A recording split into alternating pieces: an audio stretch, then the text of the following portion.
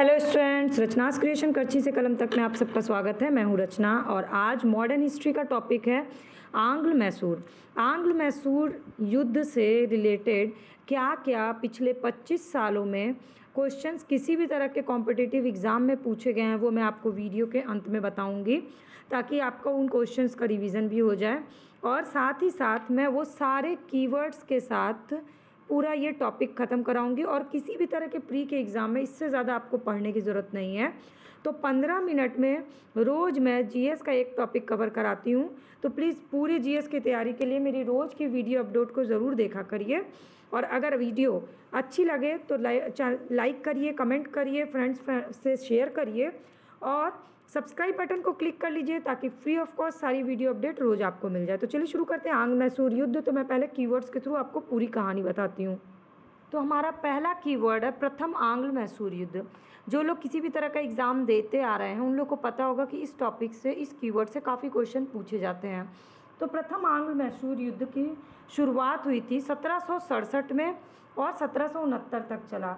इस युद्ध में विजयी कौन हुआ? तो हैदर अली विजयी हुआ। इसके अलावा इस युद्ध के दौरान अंग्रेज गवर्नर कौन था? वेरलेस्ट था।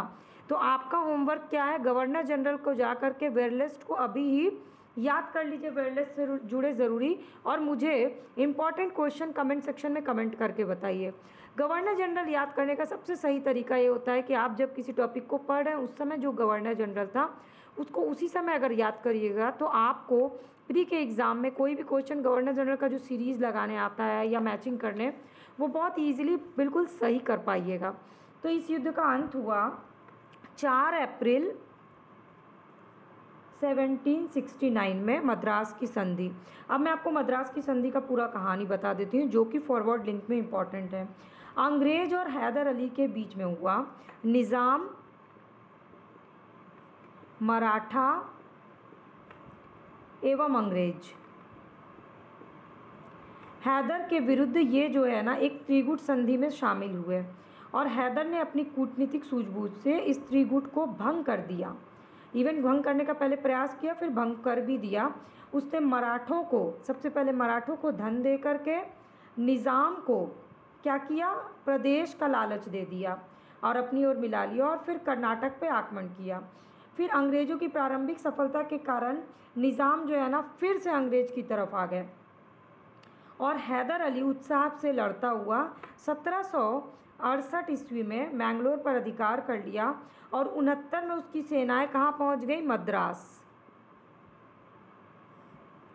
और अंग्रेज ने विवश होकर के हैदर अली की 4 शर्तों पर मान लिया और 4 अप्रैल 1769 को मद्रास की संधि कर ली। तो बेसिकली मद्रास की संधि से क्वेश्चन पूछा जा चुका है, लेकिन ये जो आपके लिए इम्पॉर्टेंट है, निज़ाम, मराठा, अंग्रेज एक तरफ थे, ये त्रिगुट था और किस तरह से हैदर अली ने अपनी कूटनीति का सहारा लेकर के युद्ध में विजय हासिल किया, ये आपके लिए इम्पॉर्टेंट है। मेंस में भी इस टॉपिक से क्वेश्चन पूछे जाते हैं। अब चलिए मैं आपको बताती हूँ अगला कीवर्ड। आपको आपका होमवर्क याद रहेगा ना, वेरलेस से रिलेटेड इंपॉर्टेंट क्वेश्चन मुझे कमेंट सेक्शन में कमेंट करके बताना है। अब ये दूसरा कीवर्ड है जिससे क्वेश्चन पूछे जाते हैं, द्वितीय आंग्ल मैसूर युद्ध। तो द्वितीय आंग्ल मैसूर युद्ध कब से कब तक रहा? 1780 से 84 तक।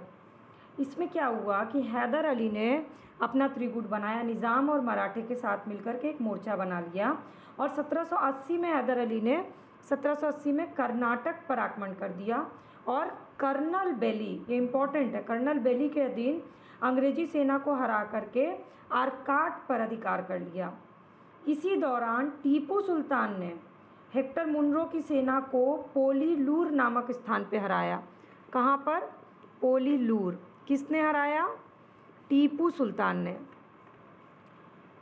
तो टीपू सुल्तान ने हेक्टर मुनरो की सेना को हराया था और 1781 में हैदर अली का सामना अंग्रेज जनरल आयरकूट से हुआ, जिसने पोर्तो नोवा 1781, पोलीलूर और सोलिंगपुर में हैदर अली को परास्त कर दिया। तो हैदर जो है इसमें हार गया।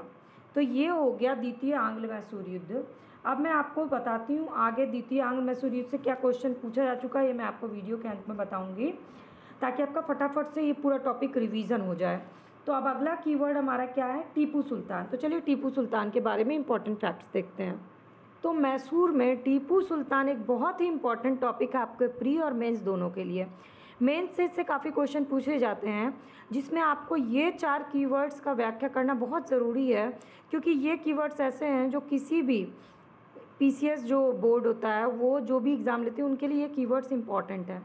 तो सबसे पहले श्रीरंगपट्टनम क्यों इंपॉर्टेंट है, क्योंकि टीपू सुल्तान ने श्रीरंगपट्टनम को अपनी राजधानी बनाया और वहाँ पर ही जैकोबिन क्लब की स्थापना की और उसका सदस्य बना। साथ ही उसने अपनी राजधानी फ्रांस और मैसूर की मैत्री का प्रतीक स्वतंत्रता का वृक्ष रोपा। तो स्वतंत्रता का वृक्ष किस चीज़ के लिए था? फ्रांस और मैसूर के मैत्री संबंध के का निशानी था स्वतंत्रता का वृक्ष। टीपू सुल्तान ने उसके बाद अपने समकालीन जो विदेशी राज्य से थे उनसे मैत्री संबंध स्थापित किया, जैसे कि Istanbul, Kabul, Mauritius. Istanbul, Kabul, Mauritius यहाँ पर अपना दूत मंडल भेजा और आधुनिक रीति से दूतावास की स्थापना की। इसलिए टीपू सुल्तान की 4 से 5 काम जो हैं ये बहुत इंपॉर्टेंट है प्री और मेंस दोनों के पॉइंट ऑफ व्यू से। टीपू सुल्तान से भी क्वेश्चन पूछे गए, मैं आपको आगे बताती हूँ। पहले हम लोग अगला कीवर्ड देख लेते हैं। चौथा कीवर्ड है हमारा तृतीय आंग्ल मैसूर युद्ध। तो तृतीय आंग्ल मैसूर युद्ध 1790 से 92 का इसकी हुआ श्रीरंगपट्टनम की संधि के द्वारा 1792 में ख़त्म। और इस संधि में कौन कौन था वो इम्पोर्टेंट है। कॉर्नवालिस और टीपू सुल्तान के बीच में हुआ। मैसूर की तरफ से टीपू सुल्तान, अंग्रेजों की तरफ से कॉर्नवालिस, और तृतीय आंग्ल मैसूर युद्ध में इन दोनों के बीच में संधि हुई। और इसके बाद इम्पॉर्टेंट है हमारा चतुर्थ आंग्ल मैसूर युद्ध, जो कि इससे ज़्यादा इम्पॉर्टेंट है क्योंकि तृतीय से एक आध क्वेश्चन ही पूछे गए हैं। तो अब हम लोग देख लेते हैं चतुर्थ आंग्ल मैसूर युद्ध। तो अगला 5वां कीवर्ड है हमारा चतुर्थ आंग्ल मैसूर युद्ध और उससे आगे की कहानी। तो चतुर्थ आंग्ल मैसूर युद्ध 1799 में जब वो हुआ ख़त्म, तो दौरान अंग्रेजों से लड़ते हुए ये मारा गया टीपू सुल्तान। और टीपू सुल्तान जब मारा गया तो इस युद्ध के समय अंग्रेजी सेना जो उसने क्या किया, इसके सदस्यों को बेल्लोर में कैद कर दिया। ये बहुत इम्पॉर्टेंट है। और इस युद्ध के समय अंग्रेजी सेना की तरफ से था वेलेज़ली और स्टुअर्ट नेतृत्व किया। और मैसूर को जीतने की खुशी में उन्होंने क्या किया कि आयरलैंड के लॉर्ड समाज ने वेलेज़ली को मार्क्विस की उपाधि धारण दी। आयरलैंड के लॉर्ड समाज ने दी थी किसको? वेलेज़ली को। तो एक और गवर्नर जनरल आपके लिए इम्पॉर्टेंट है, वेलेज़ली। तो 3 गवर्नर जनरल अभी तक हमने देखा। इससे पहले कॉर्नवालिस जो कि तृतीय संधि में था, और उससे पहले वेरलेस्ट जो कि द्वितीय में था। तो ये आपको गवर्नर जनरल का सीरीज़ तैयार करना है। इसके बाद अड्यार वंश जो है, युद्ध के बाद अंग्रेजों ने मैसूर की गद्दी पे अड्यार वंश का एक बच्चा था, मतलब बालक था, उसका नाम था कृष्ण राय। इसको गद्दी पे बैठा दिया और कनारा, कोयम्बटूर और श्रीरंगपट्टनम को अपने राज्य में मिला दिया, मतलब सिर्फ देखने के लिए एक राजा बना दिया। और अगला जो कीवर्ड है ये आपके लिए बहुत इंपॉर्टेंट है, फॉरवर्ड लिंक का क्वेश्चन है ये, बेगम समरू। बेगम समरू 1753 से 1836। एक अति प्रसिद्ध चर्च का निर्माण मेरठ के निकट सरधना में कराया गया। बेगम समरू के पति क्या थे? एक यूरोपीय, उसका नाम था रेनहॉर्ट सांब्रे, जिन्होंने कई रियासतों को सैन्य सेवा प्रदान की। तो क्या टाइटल था वो याद रखिए, सांब्रे।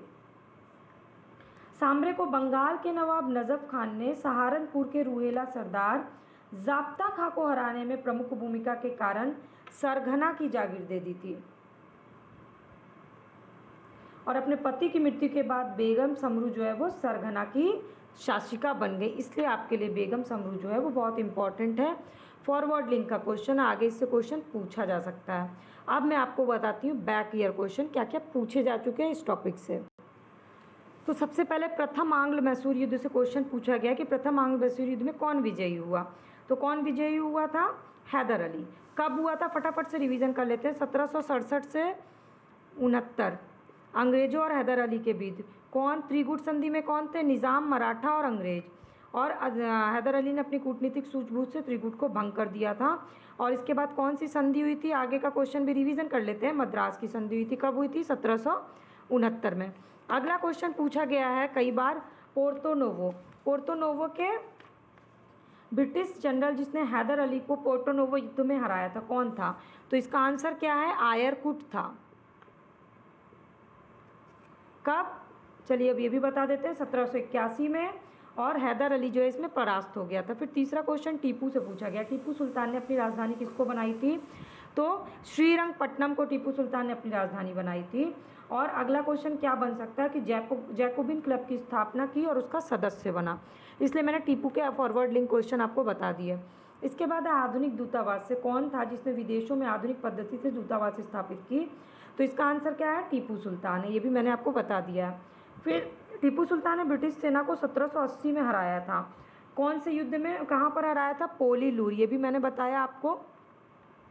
अब इससे फॉरवर्ड लिंक का क्वेश्चन भी मैंने बता दिया आपको कि हैदर अली और टीपू सुल्तान ने मराठा और निज़ाम के साथ एक समझौता किया, फ्रांसीसी सहायता का वचन ले लिया और कर्नाटक पर 1780 में आक्रमण करके आरकाट पे अधिकार कर लिया और हेक्टर मुनरो की सेना को पोलीलूर नामक स्थान पर हराया।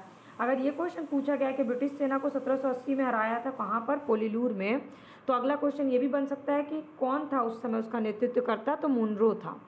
इसलिए हमेशा अगले क्वेश्चन के लिए आप तैयार रहिए। इसके बाद फिर से क्वेश्चन पूछा गया है, अंग्रेजों ने श्रीरंगपट्टनम की संधि किसके साथ की थी? तो इसका आंसर है टीपू सुल्तान के साथ। अब पूरी कहानी फिर से रिवीजन करा देती हूँ। तृतीय आंग्ल मैसूर युद्ध 1790 से 92 का अवसान था श्रीरंगपट्टनम की संधि, जो कि 92 में। इस संधि में अंग्रेजों की ओर से कौन था? कॉर्नवालिस। और मैसूर की ओर से कौन था? टीपू सुल्तान।